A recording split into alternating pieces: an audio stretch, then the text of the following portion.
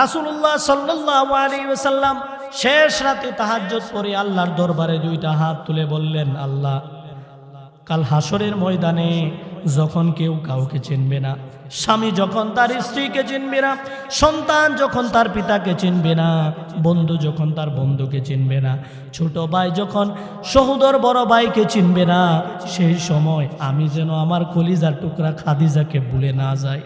রাসূল দোয়া করতেছিলেন আর কান্না, অঝরে কান্না করতেছিলেন।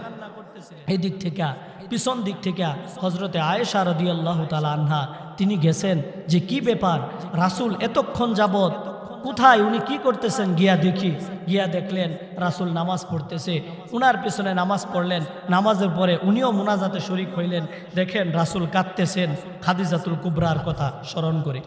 আমার নবী যখন কান্না করলেন, মুনাজাত শেষে হযরতে আয়েশা রাদিয়াল্লাহু তাআলা আনহা রাসূলুল্লাহ সাল্লাল্লাহু আলাইহি সাল্লামকে বলল, নবী গো, এরকম একজন বয়স্কা মহিলার জন্য আপনি কাঁদেন, যেই মহিলাটা 40 বছর বয়সে বিবাহ হয়েছে, শুধু তাই নয় তার আগে আরো 2টা বিবাহ হয়েছিল, আর আমি আয়েশা কুমারী মেয়ে, আমার কোনো বিবাহ হয় নাই, আমি যুবতী, আমাকে পেয়ে কি আপনি খুশি না?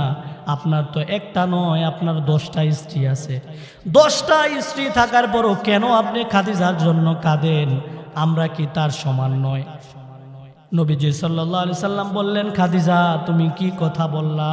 সাবধান, আর কোনোদিন এই কথা বলবা না। আমি তো সেই খাদিজার জন্য কান্না করতেছি, যে খাদিজা হেরা গুহার মধ্যে প্রতিদিন 2 বেলা খাবারগুলো আমার জন্য পৌঁছায় দিছে। আমি যখন দিনের কাজ করে রাত্রেবেলা ঘরের মধ্যে পৌঁছতাম, দরজার মধ্যে নক করতে দেরি, আমার খাদিজা সাথে সাথে দরজা খুলে দিত। একটার বেশি আমার কোনোদিন 2টা টুক্কা দিতে হয় নাই দরজার মধ্যে। আর খাদিজাকে জিজ্ঞেস করতাম, খাদিজা রে, তুমি কি রাত্রেবেলা ঘুমাও না? বলে কেন হুজুর? বলে একবার মাত্র টুক্কা দিলাম, ডাক দিলাম, সাথে সাথে কেমনে তুমি দরজা খুললা? খাদিজা বলে, ইয়া রাসূলুল্লাহ, ইয়া হাবিবাল্লাহ, আমার মা বাবা আপনার জন্য কুরবান হোক। আপনি সারাদিন দিনের কাজে ব্যয় করেন, সারাদিন মানুষকে আল্লাহর পথে দাওয়াত দেন, রাত্রেবেলা আবার দরজার সামনে আইসা আপনি রাসূল যদি একবার ঠোকা দিয়া দাঁড়ায়া থাকেন, আমি খাদিজা যদি দরজা না খুলি, আপনি সারাদিন কষ্ট করলেন, রাতে আমার দরজার সামনে আইসা দাঁড়ায়া থাকবেন, আমি খাদিজা তা সহ্য করতে পারি না। এই জন্য আপনি যতক্ষণ পর্যন্ত ঘরের মধ্যে না আসেন, আমি খাদিজা দরজার মধ্যে হেলান দিয়া দাঁড়ায়া থাকি, কখন আমার পেয়ারা নবী আসবে। খাদিজা বলে দরজার মধ্যে টুক্কা দিবে, সাথে সাথে যেন আমি দরজা কইলা রাসূলের জন্য উপস্থিত হতে পারি। আল্লাহু আকবার। ওয়া নাস্তাঈনুহু ওয়া নাস্তাগফিরুহু ওয়া নু'মিনু বিহি ওয়া নাতাওয়াক্কালু আলাইহি ওয়া নাউযু বিল্লাহি মিন শুরুরি আনফুসিনা ومن سيئات أعمالنا من يهد الله فلا مضل له ومن يضلله فلا هادي له ونشهد أن لا إله إلا الله وحده لا شريك له الذي لا ضد له ولا ند له ولا حد له لا مثل له ولا مثال له ولا مثيل له ونشهد أن سيدنا وسندنا وسادتنا وحبيبنا وطبيبنا وطبيب قلوبنا ومولانا وأولانا محمدا عبده ورسوله صلى الله تعالى عليه وعلى آله وأصحابه وبارك وسلم تسليما كثيرا أما بعد فقد قال الله تبارك وتعالى في كلامه المجيد وفي فرقانه الحميد أعوذ بالله من الشيطان الرجيم بسم الله الرحمن الرحيم سبحان الذي أسرى بعبده ليلا من المسجد الحرام إلى المسجد الأقصى الذي باركنا حوله لنريه من آياتنا إنه هو السميع البصير صدقت يا رب العالمين সকলে দুরূদ শরীফ পড়ে নি আল্লাহুম্মা সাল্লি আলা মুহাম্মাদিন ওয়া আলা আলি মুহাম্মাদ কামা সাল্লাইতা আলা ইব্রাহিম ওয়া আলা আলি ইব্রাহিম ইন্নাকা হামিদুম মাজিদ আল্লাহুম্মা বারিক আলা মুহাম্মাদিন ওয়া আলা আলি মুহাম্মাদ كما باركت على إبراهيم وعلى آل إبراهيم إنك حميد مجيد সকলে বলুন بلغ العلا بكماله كشف الدجى بجماله حسنت جميع خصاله सल्लु अलैहि व आलिहि मुझे कुछ मिले या न मिले मोहम्मद मिले यानी वो शै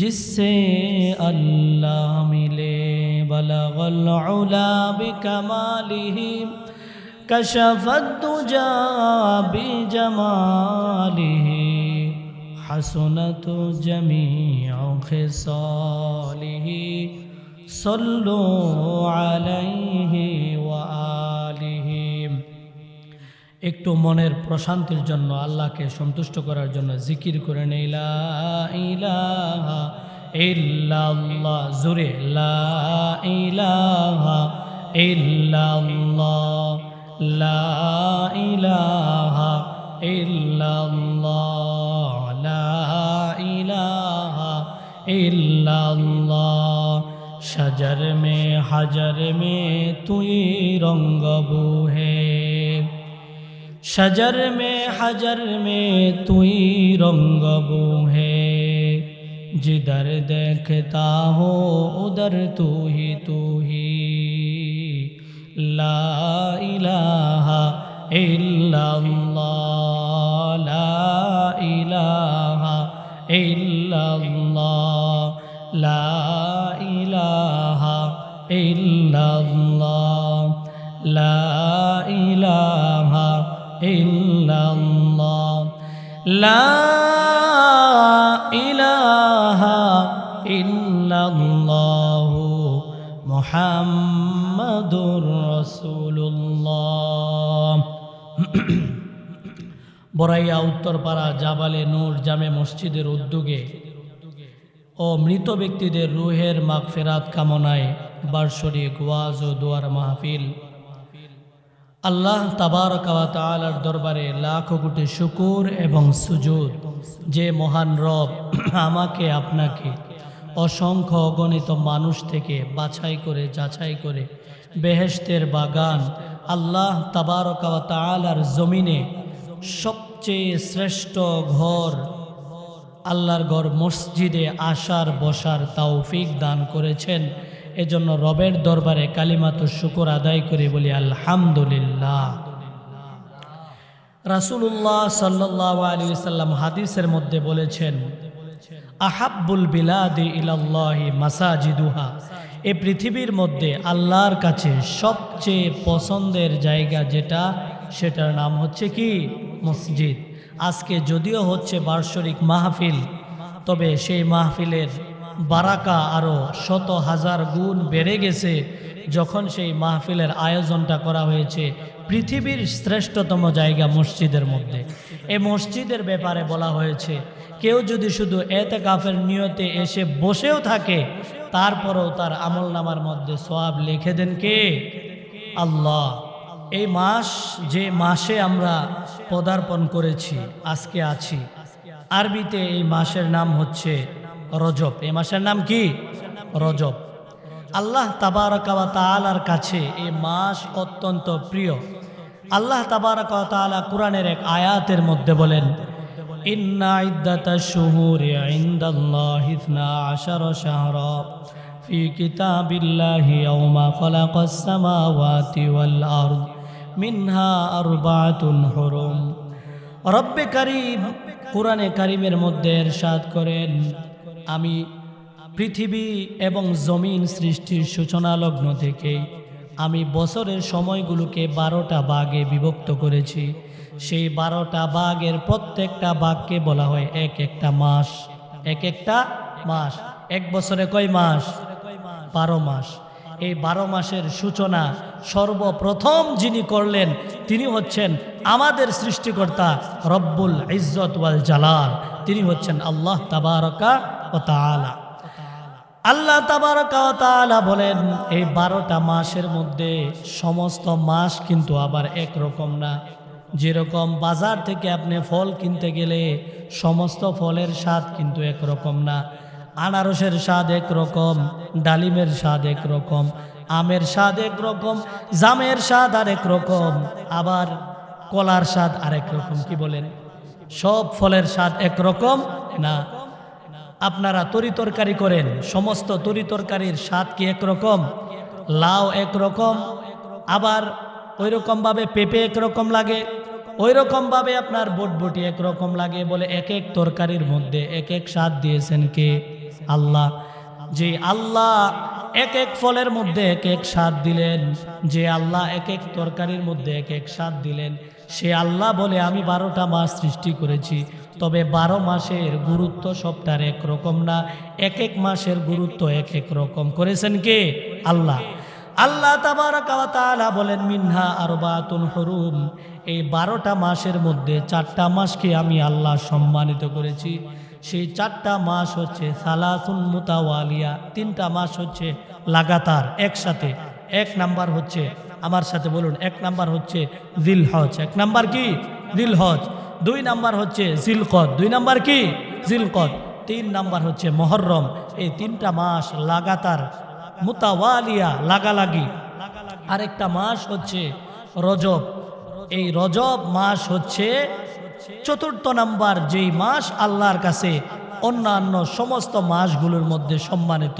এই সম্মানিত মাসের মধ্যে আমরা পৃথিবীর সবচেয়ে সুন্দর জায়গার মধ্যে আসছি, সবচেয়ে সম্মানিত মানুষ হয়ে। বলেন সুবহানাল্লাহ।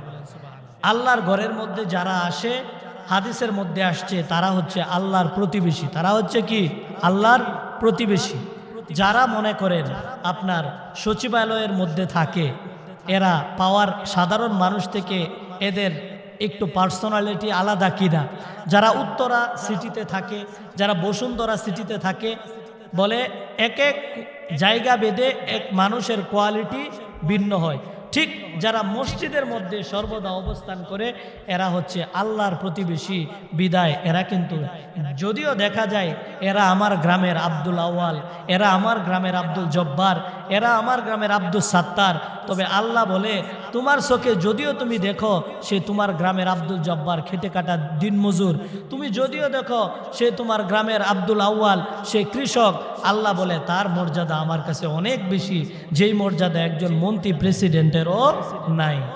তাহলে সেই রব আমাদেরকে এরকম ভালো দিনের মজলিসে পৃথিবীর সর্বশ্রেষ্ঠ জায়গায় আসার বসার তৌফিক দান করেছেন। এজন্য রবের দরবারে আবারও কালিমাত শুকর আদায় করে বলি আলহামদুলিল্লাহ। এজন্য বরায়াবাসীকে বলবো, এ মাহফিল তো প্রতিদিন আসবে না, আসবে আপনার খাবার দাবার প্রতিদিন খাইতে পারবেন কি পারবেন না? বলে হুজুর প্রতিদিন তো আর পেঁয়াজুর দোকান আমাদের মহল্লায় আসে না, জালমুড়ির দোকান আসে না।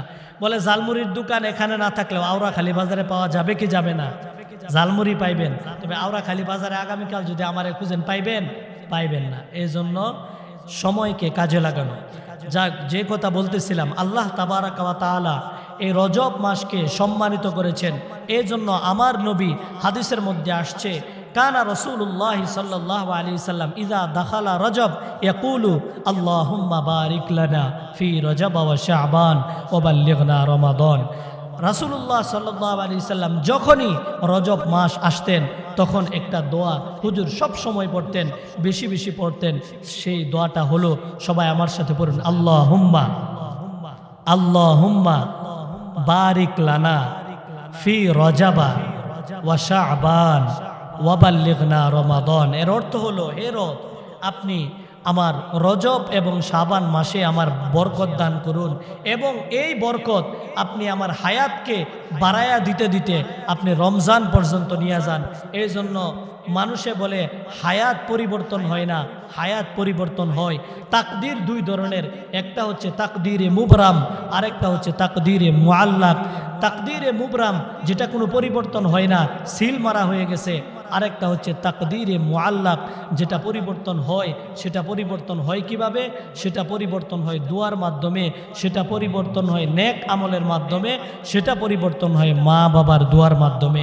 এই জন্য কেউ যদি আল্লাহর কাছে দোয়া করে, আল্লাহ সামনে রমজান আসতেছে, আপনি দয়া কইরা মায়া কইরা আমার হায়াতটা রমজান পর্যন্ত নিয়ে নেন, আমি যেন রমজানটা কাটায়া এরপরে মরতে পারি।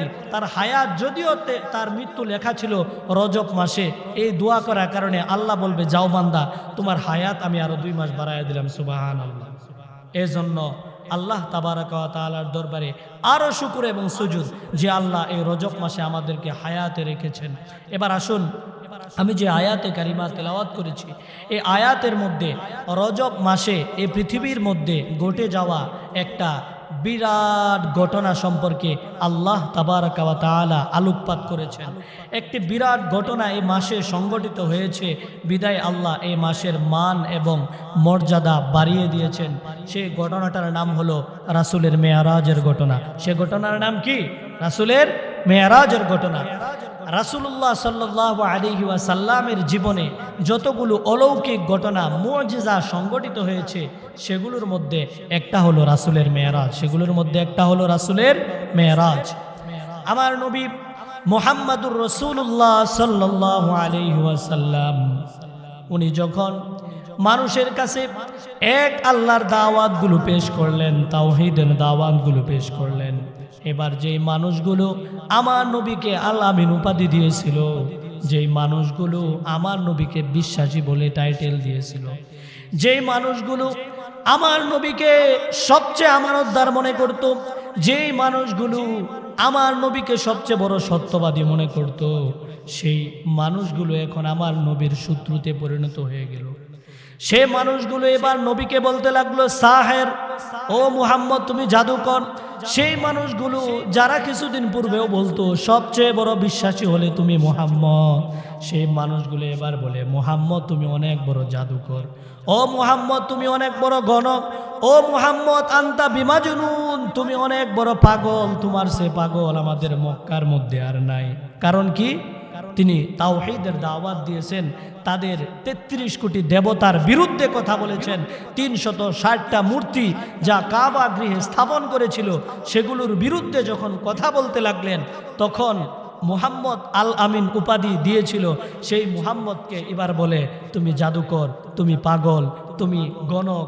এরকম ভাবে রাসূলুল্লাহ সাল্লাল্লাহু আলাইহি সাল্লামকে বিভিন্ন প্রকার কটূক্তি করতে লাগলো। শুধু তাই নয়, মক্কার কাফেররা আমার নবীকে যেভাবে হেনস্থা করা যায় সেভাবেই তারা চেষ্টা করলো। প্রথম পর্যায়ে আমার নবীকে তারা মৌখিকভাবে গালিগালাজ করে দমানোর চেষ্টা করলো। আমার নবী আল্লাহর একত্ববাদের দাওয়াত দিয়ে যাচ্ছিলেন, সামান্যতম পিছপা হলেন না। এবার তারা মিশন পরিবর্তন করলো, এভাবে মুহাম্মদকে থামানো যাবে না। এবার তারা মিশনে নামলো, যে করেই হোক মুহাম্মদের এই একত্ববাদের মিশনকে বন্ধ করতে হবে। সেটার জন্য তারা নবীকে শারীরিকভাবে অত্যাচার করার জন্য তারা চিন্তা ভাবনা করলো।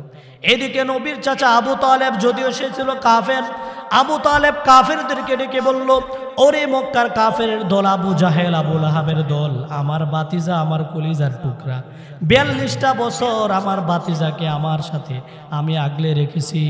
এই বাতিজার শরীরে যদি কেউ আঘাত করে, সর্বপ্রথম আঘাতটা আমার বুকের মধ্যে করতে হবে।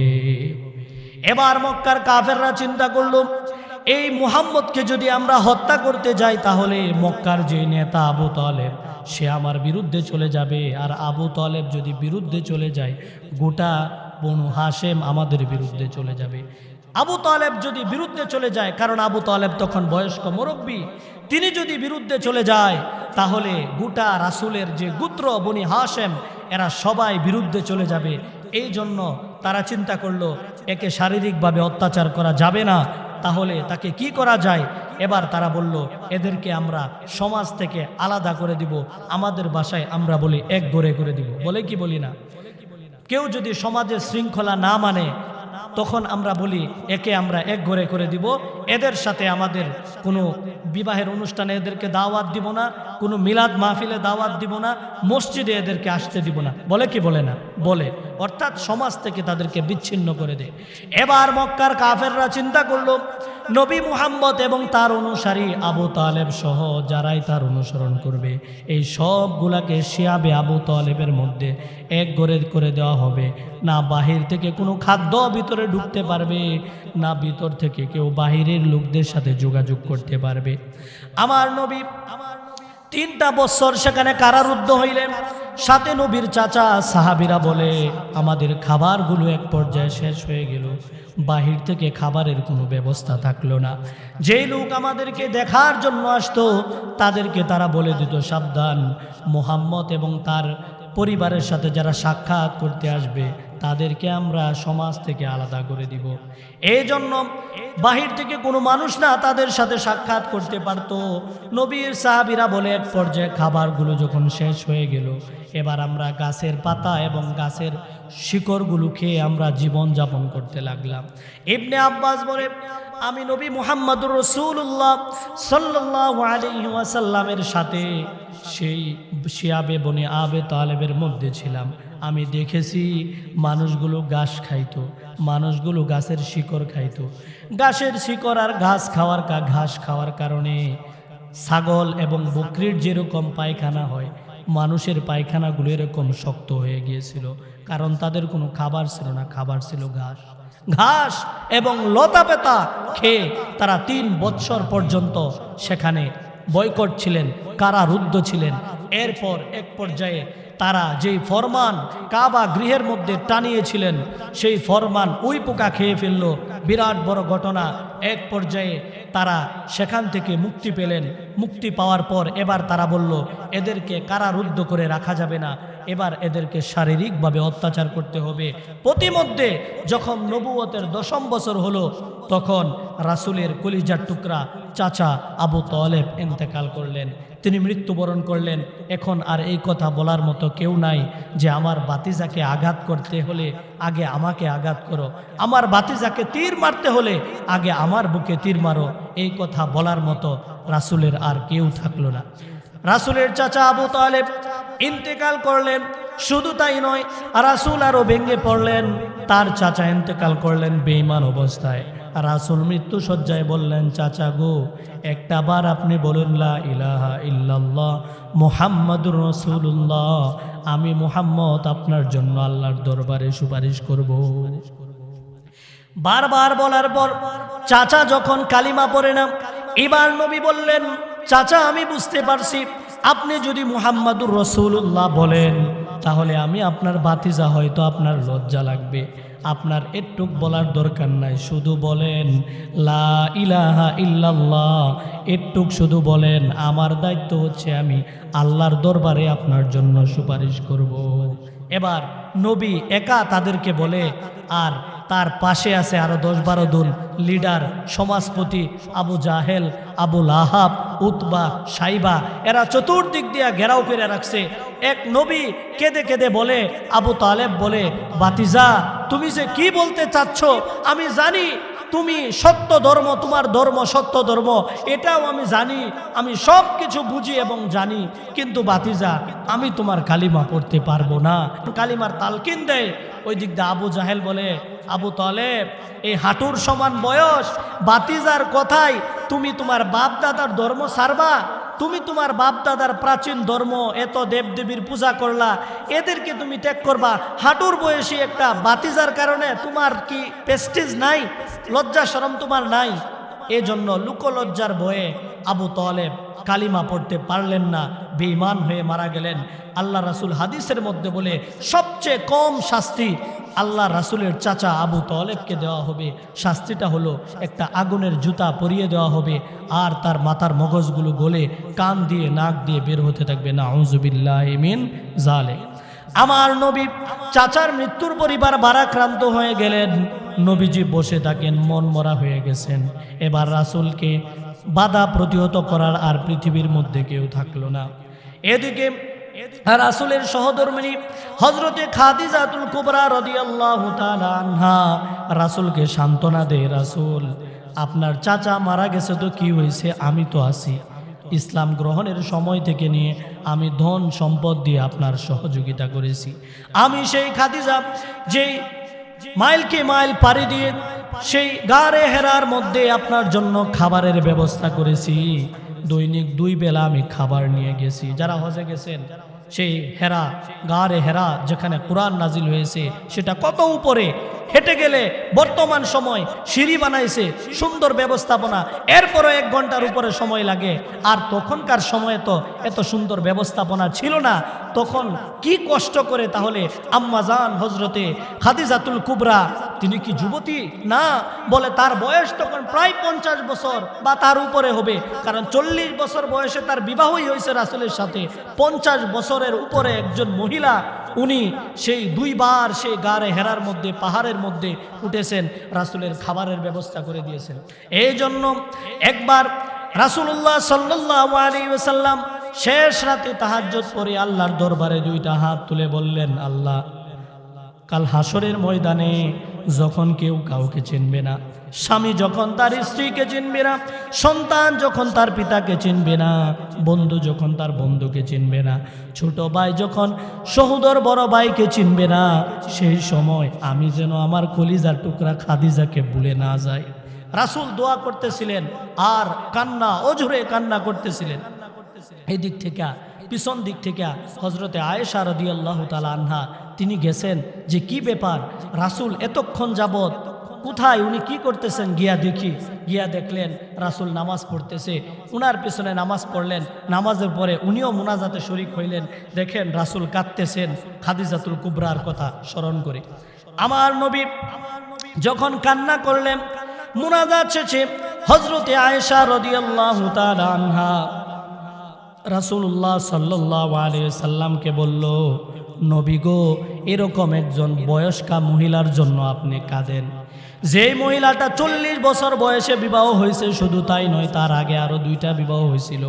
আর আমি আয়েশা কুমারী মেয়ে, আমার কোনো বিবাহ হয় নাই, আমি যুবতী, আমাকে পেয়ে কি আপনি খুশি না? আপনার তো একটা নয়, আপনার 10টা স্ত্রী আছে। 10টা স্ত্রী থাকার পরও কেন আপনি খাদিজার জন্য কাঁদেন? আমরা কি তার সমান নয়? নবীজি সাল্লাল্লাহু আলাইহি সাল্লাম বললেন, খাদিজা তুমি কি কথা বললা? সাবধান, আর কোনোদিন এই কথা বলবা না। আমি তো সেই খাদিজার জন্য কান্না করতেছি, যে খাদিজা হেরা গুহার মধ্যে প্রতিদিন 2 বেলা খাবারগুলো আমার জন্য পৌঁছায় দিছে। আমি যখন দিনের কাজ করে রাত্রেবেলা ঘরের মধ্যে পৌঁছতাম, দরজার মধ্যে নক করতে দেরি, আমার খাদিজা সাথে সাথে দরজা খুলে দিত। একটার বেশি আমার কোনোদিন 2টা টুক্কা দিতে হয় নাই দরজার মধ্যে। আর খাদিজাকে জিজ্ঞেস করতাম, খাদিজা রে, তুমি কি রাত্রেবেলা ঘুমাও না? বলে কেন হুজুর? বলে একবার মাত্র টুক্কা দিলাম, ডাক দিলাম, সাথে সাথে কেমনে তুমি দরজা খুললা? খাদিজা বলে ইয়া রাসূলুল্লাহ, ইয়া হাবিবাল্লাহ, আমার মা বাবা আপনার জন্য কুরবান হোক। আপনি সারা দিন দিনের কাজে ব্যয় করেন, সারা দিন মানুষকে আল্লাহর পথে দাওয়াত দেন, রাত্রেবেলা আবার দরজার সামনে আইসা আপনি রাসূল যদি একবার ঠোকা দিয়া দাঁড়ায়া থাকেন, আমি খাদিজা যদি দরজা না খুলি, আপনি সারা দিন কষ্ট করলেন, রাতে আমার দরজার সামনে আইসা দাঁড়ায়া থাকবেন, আমি খাদিজা তা সহ্য করতে পারি না। এই জন্য আপনি যতক্ষণ পর্যন্ত ঘরের মধ্যে না আসেন, আমি খাদিজা দরজার মধ্যে হেলান দিয়া দাঁড়ায়া থাকি, কখন আমার পেয়ারা নবী আসবে। খাদিজা বলে দরজার মধ্যে টুক্কা দিবে, সাথে সাথে যেন আমি দরজা কইলা রাসূলের জন্য উপস্থিত হতে পারি। আল্লাহু আকবার। হযরতে খাদিজাতুল কুবরা, রাসূল বললেন ওরে আয়েশা, খাদিজাতুল কুবরা আমার এমন প্রিয় লোক, এই খাদিজাতুল কুবরার কথা আমি বলতে পারবো না। এমন কি আল্লাহর কাছে দোয়া করতেন, আল্লাহ যখন সবাই সবাইকে ভুলে যাবে, আমি যেন আমার কলিজার টুকরা খাদিজাকে না ভুলি। সেই খাদিজা রাসূলের চাচার 5 দিন পরে ইন্তেকাল করলেন। কয়দিন পর? 5 দিন। 5 দিন আগে চাচা ইন্তেকাল করলেন, রাসূল চিন্তিত হয়ে গেলেন। এবার সান্ত্বনা দেয় খাদিজাতুল কুবরা, 5 দিন পর খাদিজাও ইন্তেকাল করলেন। এর চেয়ে বড় ব্যথা আর রাসূলের জীবনে নাই। এই জন্য সেই বছরকে বলে আমুল হুজন, বেদনার বছর ইতিহাসের মধ্যে বলা হয়। রাসূল যখন ব্যতীত হলেন, এদিক দিয়ে রাসূলের সন্তান, ছেলে সন্তানগুলো জন্ম নেয় আর মৃত্যুবরণ করে। রাসূলের তিনজন ছেলে সন্তান হয়েছে, একজনও বালক অবস্থায় থাকতে পারে নাই, নাবালেগ শিশু অবস্থায় আল্লাহ তাদেরকে নিয়ে গেছেন। মানুষ এবার বলে মুহাম্মদের উপর মুহাম্মদের রব অসন্তুষ্ট হয়েছে, মুহাম্মদের উপর মুহাম্মদের খোদা অসন্তুষ্ট হয়েছে, বিদায় তার চাচা গেল, তার স্ত্রী গেল, তার সন্তানগুলো একের পর এক আল্লাহ নিয়ে নেয়। সে নাকি আবার আল্লাহর দাওয়াত দেয়, তার আল্লাহ তো তারে দেখতে পারে না, যদি দেখতে পারতো তাহলে তার সন্তানগুলো মারে কি জন্য? কাফেররা যখন এই ধরনের কথা বলল, আমার নবী চিন্তিত হইলেন। আল্লাহ তাবারক ওয়া তাআলা আমার নবীর কষ্টটা সহ্য করতে পারলেন না। আল্লাহ বললেন, ও নবী, মানুষ মানুষকে দুনিয়াতে সান্ত্বনা দে, আমি আল্লাহ আপনাকে সান্ত্বনা দিব 7 আসমানের উপরে আরশে মহল্লা এনে, আমি আমার কাছে এনে আপনাকে সান্ত্বনা দিয়ে দিব। এমন সান্ত্বনা দিব নবী, আপনি আপনার সমস্ত দুঃখ কষ্টগুলো ভুলে যাবেন। সান্ত্বনা দেওয়ার জন্য এই রজব মাসের 27 তারিখ এক বর্ণনা মতে আল্লাহ তাবারক ওয়া তাআলা রাসূলকে ডাকলেন আল্লাহর কাছে। এটার নামই হচ্ছে মেরাজ, এটার নামই হচ্ছে ইসরা। আমার নবী শুয়ে আছেন উম্মে হানির গৃহের মধ্যে, উম্মে হানির গৃহে রাসূল শুয়ে আছেন। রাত্রে বেলা হঠাৎ করে 2 জন ফেরেশতা সাত বেদ করে রাসূলের কাছে আসলো। এবার রাসূল ঘুমন্ত অবস্থায়, রাসূল বলে মাত্র ঘুমটা আসছে, আমার মনটা ঘুমাই নাই, চোখটা মাত্র লাগছে। অনেক সময় এরকম হয় না, মাত্র চোখ লাগছে, আশেপাশে কে কি বলতেছে হালকা হালকা বুঝতে পারে। আমার রাসূল বলে আমার চোখগুলো ঘুমাইছে, মনটা আমার সজাগ। 2 জন ফেরেশতা এসে আমাকে নিয়া বুরাক নামক প্রাণীর মধ্যে করে নিয়ে হাতিমে কাবার কাছে গেল, কাবা শরীফের প্রান্তে। হাতিমে কাবা, কাবা গৃহের একটা অংশ, সেই হাতিমে কাবার মধ্যে গিয়ে রাসূলকে শুয়াইয়া রাসূলের বুকটাকে ফাড়লেন। আর রাসূলের বুকটাকে ফেরে বুকের মধ্য থেকে হৃৎপিণ্ডটা বের করে, কলবটা বের করে সেটাকে জমজমের পানি দ্বারা দৌত করলেন। জমজমের পানি দ্বারা কি জন্য দৌত করলেন? বলেন আমার রাসূল তো দুনিয়া থেকে 7 আসমানের উপরে যাবে। পৃথিবীর আবহাওয়া একরকম, আসমানের আবহাওয়া একরকম, কথা ঠিক কিনা? 25,000 ফুট উপরে আর অক্সিজেন পাওয়া যায় না। এই জন্য 29,000 ফুট উচ্চতা এভারেস্ট পাহাড়ে কেউ গেলে সেখানে অক্সিজেন নিয়ে যেতে হয়। এজন্য আল্লাহ রাসূল ঊর্ধ্ব জগতে যাবেন, সেটার জন্য কলবটাকে ধুইয়া রাসূল যেন জান্নাত জাহান্নাম দেখে ভয় না পায়, রাসূল যেন ফেরেশতাদেরকে দেখে ভয় না পায়, এজন্য আমার রাসূলকে প্রস্তুত করলেন। কলবটাকে সাক্ষ্যে সদর করে কলবটাকে ধুয়ে এবার রাসূলুল্লাহ সাল্লাল্লাহু আলাইহি ওয়াসাল্লামকে সেখানে বুরাক নামক একটা প্রাণীতে চড়াইয়া বাইতুল মুকাদ্দাসের মধ্যে নিয়ে গেলেন। বাইতুল মুকাদ্দাসের মধ্যে নিয়ে গিয়ে সমস্ত নবীদের রূহগুলোকে সেখানে একত্রিত করলেন। একত্রিত করে রাসূলকে বললেন, ইয়া রাসূলুল্লাহ, আজকের দিনের ইমাম হওয়ার যোগ্যতা আপনাকে ছাড়া আর কেউ রাখে না। রাসূল যান, আপনি সমস্ত নবী এবং রাসূলদের ইমামতি করুন। এজন্য আল্লাহ রাসূলুল্লাহ সাল্লাল্লাহু আলাইহি ওয়াসাল্লামকে বলা হয় ইমামুল মুরসালিন, সমস্ত নবীদের ইমাম, ইমামুল আম্বিয়া, সমস্ত নবী এবং রাসূলদের ইমাম বলা হয়। আল্লাহর রাসূলকে সেই বাইতুল মুকাদ্দাস থেকে বুরাক নামক প্রাণীতে করে প্রথম আসমানে যখন গেলেন, প্রথম আসমানের ফেরেশতা গেট রক্ষক, দ্বার রক্ষী, তারা বলে কে আসছে? মানহাজা, কে আসলাম? এই আসমানের গেট তো কারো জন্য আমরা খুলি নাই, ফেরেশতা ব্যতীত। কে আসতো? জিব্রাইল বলে আনা জিব্রিল, আমি জিব্রাইল আগমন করেছি। এবার ফেরেশতারা বলে, যারা আকাশের দরজার দ্বার রক্ষী, তারা বলে ওমাম্মা, তোমার সাথে কে? রাসূল বলে আমার সাথে হচ্ছে পৃথিবীর শ্রেষ্ঠ মানব জনাবে মুহাম্মাদুর রাসূলুল্লাহ সাল্লাল্লাহু আলাইহি ওয়াসাল্লাম। সাথে সাথে ফেরেশতাদের মধ্যে গূঁজ উঠে গেল, তারা এক বাক্যে বলতে লাগলো নি'মাল মাজিউ জাআ মারহাবাম বি ফানি'মাল মাজিউ জাআ, বিশ্বনবীর আগমন, শুভেচ্ছার স্বাগতম।